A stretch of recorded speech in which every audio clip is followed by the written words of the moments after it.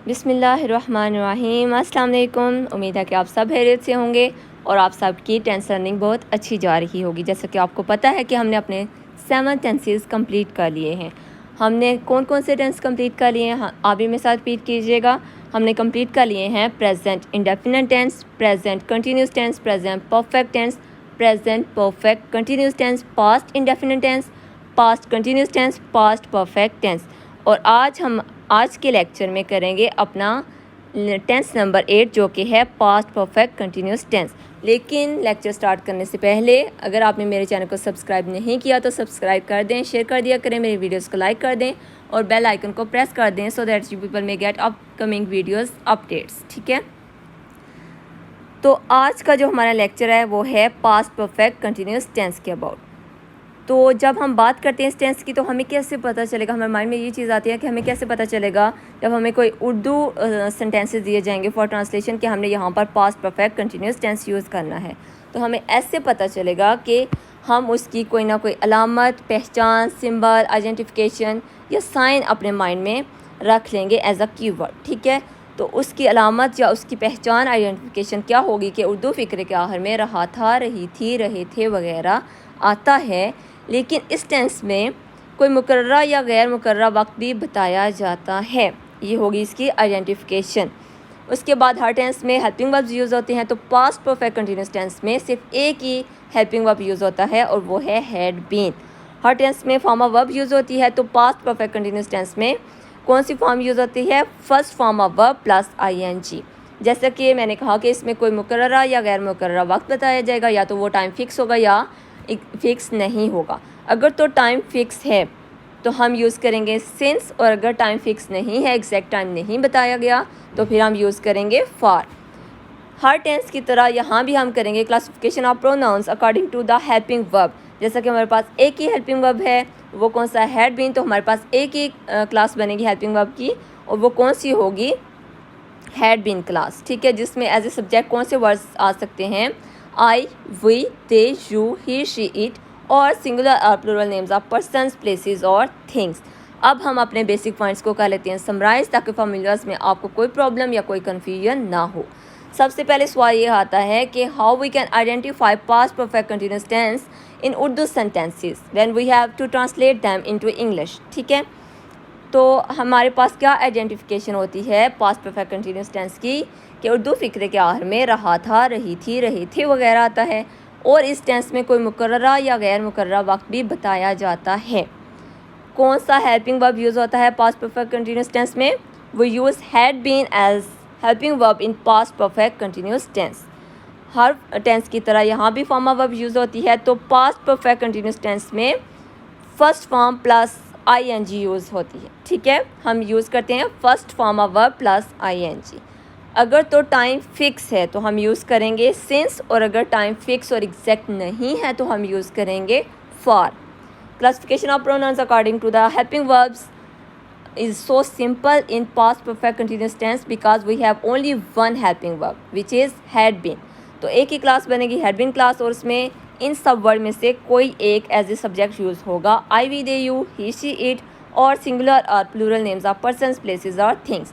Basic points को summarise कर लेने के बाद अब हम आते हैं फॉर्मूलाज की तरफ कि अगर हमने सिंपल सेंटेंस बनाना हो पास्ट परफेक्ट कंटिन्यूस टेंस में तो हम कौन से फार्मूला को अप्लाई करेंगे।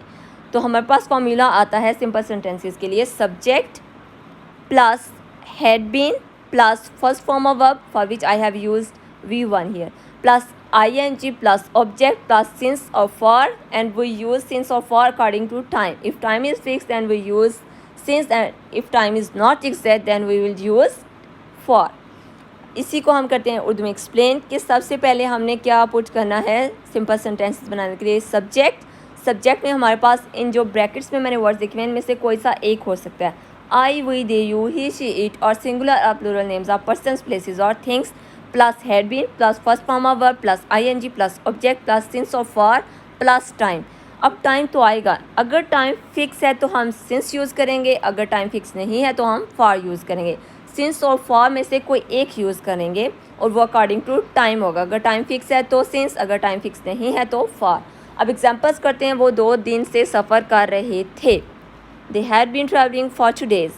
अब हमें पता नहीं था कि वो 2 दिन कौन से हैं, ठीक है, इस महीने के हैं, पिछले महीने के हैं, इस हफ्ते के हैं, पिछले हफ्ते के हैं, कौन से हैं, तो हमने फॉर यूज़ किया। अब नेक्स्ट एग्जांपल है कि सुबह से बारिश हो रही थी। It had been raining since morning. अब हमें टाइम पता चल गया, एग्जैक्ट टाइम है, फिक्स टाइम है, तो हमने सिंस यूज़ किया। नेक्स्ट एग्जांपल है वो रात से किताब पढ़ रही थी।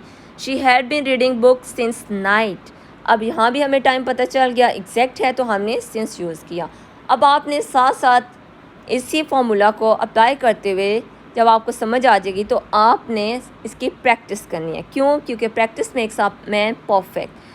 तो यहाँ पर मुझे यही कहना है कि जब तक आप एफ़र्ट नहीं करेंगे, ख़ुद उसमें हार्ड वर्क नहीं करेंगे, तो आपके लिए कोई भी चीज़ बनी बनाई आ भी जाए तो वो आपके लिए फ़ायदेमंद नहीं हो सकती जब तक आप ख़ुद उसमें स्ट्रगल नहीं करेंगे, ठीक है। क्योंकि ऐसा जैसे कि हम अक्सर मुहावरा बोलते हैं कि कुआँ प्यासे के पास नहीं आता, प्यासा कुएँ के पास जाता है। तो इसमें आज हम थोड़ा सा एडिशन करते हैं कि अगर अब कुएँ का चूँकि उस तरह से नहीं है तो हमारे पास पानी आता है टैप में, ठीक है। फ़र्ज़ करें अगर कोई हमें पानी बेड पे भी आके दे जाए ना, तो फिर भी हमें उसमें ख़ुद थोड़ी स्ट्रगल करनी पड़ती है, एफ़र्ट करनी पड़ती है कि हमें वो अपने हैंड यूज़ करते हुए पानी हलक से नीचे उतारना पड़ता है, तो ही हमारी प्यास बुझती है, ठीक है। तो आप कुछ करेंगे तो ही आप कुछ गेन कर सकेंगे। नो पेन्स नो गेन्स, ठीक है। अब हम करते हैं फार्मूला फॉर नेगेटिव सेंटेंसेस। अगर हमने नेगेटिव सेंटेंसेस बनाने होंगे तो हम कौन सा फार्मूला अप्लाई करेंगे? We will apply this formula: subject plus had plus not plus been plus first form of verb for which I have used here V1 plus ing plus object plus since or for plus time. And if time is exact then we use since, and if time is not exact then we use for. यानी कि हमारे पास as a subject कौन से words हो सकते हैं? I, we, they, you, he, she, it और singular और plural names of person, places और थिंग्स। एज ए सब्जेक्ट सबसे पहले हम सब्जेक्ट लिखेंगे, फिर हैड, फिर नॉट, फिर बीन, फिर फर्स्ट फॉर्म ऑफ वर्ब, फिर आईएनजी, फिर ऑब्जेक्ट, फिर सिंस और फॉर। इनमें से कोई एक अकॉर्डिंग टू टाइम। अगर टाइम फिक्स है तो हम सिंस यूज़ करेंगे, अगर टाइम फिक्स नहीं है तो हम फॉर यूज़ करेंगे। इसके एग्जांपल्स करते हैं। सुबह से बारिश नहीं हो रही थी। It had not been raining since morning. हमें एग्जैक्ट टाइम पता चल गया ना कि दिन का कौन सा वक्त था, सुबह का वक्त था जी, तो हमने सिंस यूज़ किया। बच्चा 1 घंटे से नहीं रो रहा था। Baby had not been crying for an hour. अब ये है कि वो कौन सा घंटा था, दिन का था, रात का था, हफ्ते का था, इसी साल का था, कौन सा था, वी डोंट नो। तो हमने यूज़ किया यहाँ पर फॉर, ठीक है। एग्जैक्ट टाइम नहीं पता, इसलिए इस तरह बनते हैं नेगेटिव सेंटेंसेस। और नेगेटिव सेंटेंसेस का फॉर्मूला क्या होता है? Subject plus had plus not plus been plus first form of verb plus ING plus object plus since और for plus time. If time is fix then we use since, if time is not exact then we use for. अब हम आते हैं अपना next formula की तरफ, और हमारा नेक्स्ट फार्मूला क्या है? Formula for interrogative sentences. Interrogative sentences किसी भी टेंस में हों तो हम सब्जेक्ट से पहले उसके हेल्पिंग वर्ब को यूज़ करते हैं, यानी कि हम उसका जो हेल्पिंग वर्ब होता है उसको स्टार्ट में ले जाते हैं और एंड पर हम पुट करते हैं क्वेश्चन मार्क, ठीक है। तो formula for interrogative sentences is had plus subject plus been plus first form of verb plus ING plus object plus since of for plus time. If time is fix then we use since, if time is not fix we use for, ठीक है। यानी कि had plus subject, और subject में हमारे पास ये जो brackets में वर्ड्स लिखे हुए हैं इनमें से कोई सा एक होगा जो कि एज ए सब्जेक्ट यूज़ होगा। और वो कौन से हो सकते हैं? I, we, they, you, he, she, it, singular और plural names of persons, places और things, plus been plus first form of verb for which I have written here V1 plus ING plus object plus since और for plus time. Since और for में से कोई एक आप use करेंगे और वो अकॉर्डिंग टू टाइम यूज़ होगा। अगर टाइम हमारे पास हमें फ़िक्स बता दिया जाता है तो हम यूज़ करते हैं सिंस, और अगर टाइम फ़िक्स नहीं बताया जाता तो हम यूज़ करते हैं फॉर। अब इसकी एग्जांपल्स करते हैं। क्या वो 2 दिन से सबक पढ़ रही थी? Had she been reading lesson for 2 days, ठीक है। अब कौन से 2 दिन हैं जी, हमें नहीं पता, ठीक है। क्या आप सुबह से काम कर रहे थे? अब हमें टाइम एग्जैक्ट पता चल गया कि सुबह के वक्त की बात हो रही थी, तो हम यूज़ करेंगे सिंस, और जो सेंटेंस है वो हम बनाएंगे फॉर्मूला के अकॉर्डिंग। तो क्या बन जाएगा? Had you been working since morning. यहाँ तक हमारा हो गया कंप्लीट। हमारा टेंस नंबर 8 जो कि था पास्ट परफेक्ट कंटिन्यूस टेंस। सबसे पहले हमने बेसिक पॉइंट्स किए, फिर हमने उनको समराइज़ किया, फिर हमने फार्मूलाज किए सिंपल सेंटेंस के लिए, नेगेटिव के लिए, इंट्रोगेटिव के लिए। तो आपने नेक्स्ट टेंस प्रैक्टिस करने से पहले इसकी अच्छी सी प्रैक्टिस कर लेनी है ताकि आपको ये टेंस क्लियर हो जाए। नेक्स्ट लेक्चर में इंशाल्लाह आपको मिलेगा फ्यूचर इंडेफिनिट टेंस। तब तक अल्लाह हाफिज़।